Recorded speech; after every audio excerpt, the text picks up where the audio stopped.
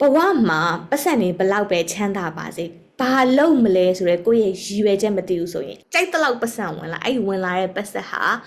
အလဟတ်သက်ပြန်ပြီးတော့ထွက်ကုန်တာတွေများတယ်ဒါကြောင့်မလို့စကပုံရှိရဲ့လူမိုင်းနဲ့ငွေအတူမနေတချို့လူတွေတိန်းကို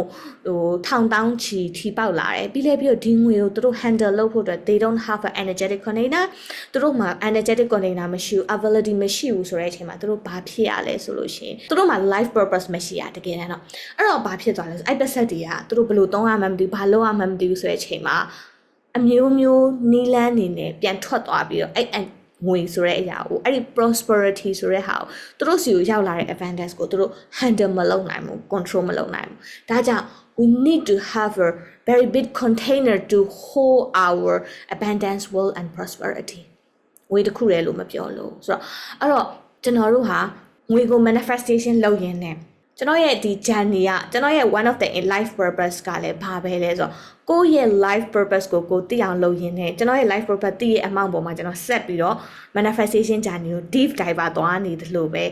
community ကလူတွေကိုလည်းအရာဝတ္ထုတစ်ခုပစ္စည်းတစ်ခု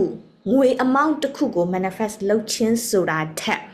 ကိုယ့်ရဲ့ life purpose ကိုယ့်ရဲ့ soul purpose ကိုကိုယ်တိုင်တွေးရှိပြီးတကားလားအဲ့ဒီ life မှာကိုဟာပျော်မွေ့အောင်နေရင်းနဲ့ feel in abundance and wealth and prosperity in all area of the life ဆိုတဲ့အရာကိုရရှိတာမျိုးကိုကျွန်တော်အနေနဲ့ကဖြစ်ဖို့အတွက်ရည်ရွယ်တာ